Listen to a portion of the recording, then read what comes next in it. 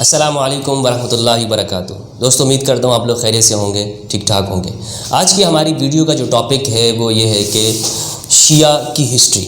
شیعہ کون ہے، کہاں سے ان کا آغاز ہوا، اسلامی ہسٹری کے اندر کہاں سے یہ شروع ہوتے ہیں، سنیوں کا کیا کہنا ہے اور شیعوں کا کیا کہنا ہے۔ دوستو شروع میں آپ کو یہ بات بتاتا چلوں کہ یہ ویڈیو کسی فرقہ وارانہ موضوع پر مشتمل نہیں ہے، یعنی کسی سیکٹ کو اچھا یا برا کرنا نہیں ہے، یا فرقہ واریت کی بات کرنا یہاں مقصد نہیں ہے۔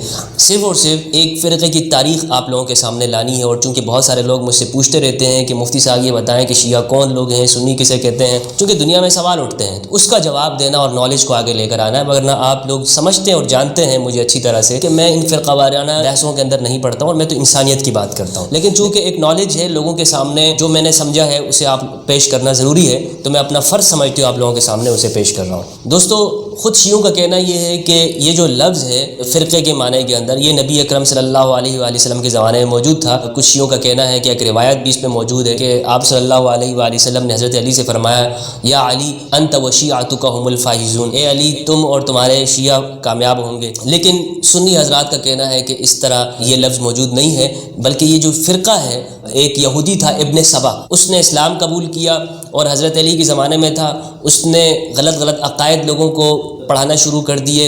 حضرت علی کو خدا بنانے کا جو عقیدہ ہے وہ لوگوں کو سمجھانا شروع کر دیا، پھر حضرت علی نے اس کو سزا بھی دی وغیرہ وغیرہ۔ یہ ایک کہانی بیان کی جاتی ہے۔ لیکن ان دونوں باتوں کو ایک سائڈ پہ رکھتے ہوئے ہم قرآن مجید کو اگر دیکھیں تو کیا قرآن میں شیعہ کا ورڈ موجود ہے یا فرقہ موجود ہے؟ تو دوستو قرآن مجید کے اندر شیعہ فرقے کے طور پر کسی جگہ موجود نہیں ہے کہ شیعہ ایک فرقہ ہے یا سنی ایک فرقہ ہے۔ سنی کا بھی موجود نہیں ہے، بلکہ قرآن میں کوئی فرقہ ہی نہیں ہے۔ قرآن یونیورسل کی بات کرتا ہے، تو شیعہ فرقے کے معنی میں نہیں ہے۔ لیکن اس شیعہ کا جو لفظ ہے وہ قرآن میں موجود ہے۔ عربی میں یہ پارٹی کو کہتے ہیں، جماعت کو کہتے ہیں، گروہ کو کہتے ہیں، تو اس معنی میں ہے۔ لیکن عقیدے یا فرقے کے معنی میں جو آج ہمارے ہاں شیعہ دنیا کے اندر موجود ہے فرقہ، اس معنی میں نہیں ہے کہ ان کے لیے یہ لفظ بولا گیا ہو۔ تو یہ جو شیعہ فرقے کے معنی میں ہے دوستو، یہ کہاں سے شروع ہوئے؟ تو جہاں تک میری نالج ہے وہ یہ ہے کہ نبی اکرم صلی اللہ علیہ وآلہ وسلم نے حضرت علی سے جب یہ کہا من کنت مولا فہذا علی مولا، لوگوں کو جمع کر کے آپ نے فرمایا کہ جس کا میں دوست ہوں علی اس کا دوست ہے، اور علی کو وصی کہہ دیا، انت منی بمنزلۃ ہارون من موسیٰ الا نبی بعدی، کہ جیسے موسیٰ کے لیے ہارون تھے اسی طرح میرے لیے تم ہو۔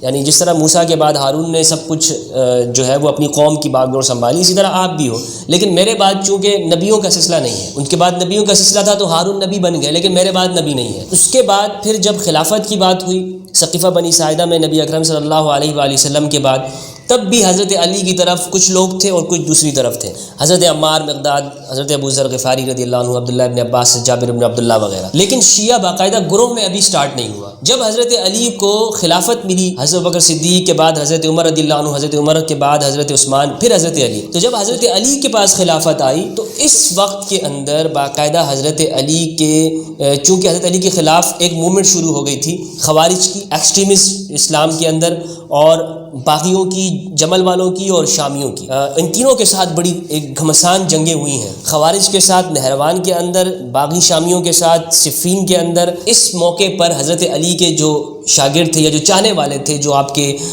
عسکریہ تھا، وہ ایک بھرپور طریقے پر سامنے آیا۔ اس موقع پر یہ ایک شیعہ گروہ کے اس میں شروع ہوا، لیکن ابھی یہ ارتقائی سفر کر رہا ہے۔ اس کے بعد جب امام حسین رضی اللہ تعالیٰ عنہ کا ایک واقعہ کربلا ہو جاتا ہے جو مظلومانہ شہادت ہے، اس پر پوری امت مسلمہ مدینہ مکہ کے اندر ایک غم و غصے کی لہر دوڑ پڑی اور لوگ امویوں کے خلاف نکل آئے۔ لیکن اس کے بعد پھر مختار ثقفی نے انتقام لیا تو ایک شیعہ باقاعدہ گروہ کی شکل میں آ گئے۔ اب انہیں ضرورت تھی ایک فقہ کی، جو کہ امام جعفر صادق علیہ السلام نے باقاعدہ ایک فقہ ان کے لیے مرتب کر دی، اور اس میں دینیات کے مسائل وغیرہ تھے۔ لیکن امام زین العابدین کے جو بیٹے ہیں حضرت زید، انہوں نے ہر ظالم کے خلاف نکلنے کا ایک منشور تیار کیا کہ ہمارا جو سلسلہ ہے اس کے اندر ہم اپنی اسلامک ملک کے اندر کسی ظالم کو برداشت نہیں کریں گے۔ اور یمن کے اندر زیدیہ ہے، تو زیدیوں کے اندر بنیادی طور پر جو خروج کا جو ہے وہ فلسفہ ان کے ہاں، نظریہ ان کے ہاں ملتا ہے۔ تو شیعوں کو باقاعدہ اس طور پر ایک موومنٹ ملی اور اس طرح ایک فرقہ وجود میں آیا تدریجاً طور پر۔ لیکن دوستو اس کا ذکر کہیں قرآن میں نہیں ہے، نہ سنیت کا ذکر قرآن میں ہے، تو قرآن میں کہ فرقہ واریت کی بات نہیں ہے، تو فرقہ یہاں سے یہ بنا ہے، گروہ بنا ہے۔ تو میرے نزدیک شیعہ جو ہے ایک پولیٹیکل موومنٹ کے طور پر جو اس کا آغاز ہوا، بعد میں امام جعفر صادق، امام باقر نے اسے ایک فقہ کی تدوین یہاں پر کر دی، اور جو کہ یاد رہنا چاہیے کہ امام جعفر صادق، امام باقر وہ اہل سنت کے جو تمام امام ہیں، امام ابو حنیفہ، امام مالک، امام شافعی رضی اللہ تعالیٰ عنہم، ان سب کے استاذ ہیں، امام جعفر صادق بھی اور امام باقر بھی۔ اب یہ شیعہ کے لفظ کو ایسے گالی بنا دی گئی ہے، جیسے میں نے آپ کو شروع میں کہا کہ کچھ لوگ کہتے ہیں کہ یہودیوں نے اس کو شروع کیا، ایک یہودی شخص تھا، اس نے اسلام قبول کیا اور اس نے پھر شیعہ فرقہ وجود۔ تو یہ میرے نزدیک موضوع روایات ہیں۔ سیف ابن عمر التمیمی نے اس کو سب سے پہلے اس کا ذکر کیا ہے، لیکن خود سیف ابن عمر التمیمی کو ہی بڑا ایک زندیق تک لکھا گیا ہے، تو اس شخص کی باتوں کا اعتبار کیسے ہو سکتا ہے؟ تو اب چونکہ سنی اور شیعہ کے بڑے جھگڑے ہوتے ہیں، ایک دوسرے پر الزامات لگتے ہیں، ادھر سے یہودی اور ادھر سے بھی کہا جاتا ہے، تو میں نے چاہا کہ اس کو ذرا کھول کر آپ لوگوں کے سامنے بیان کر دوں، ذرا صاف صاف، بغیر کسی کی سیٹ دیے ہوئے، نہ سنیوں کی نہ شیعوں کی،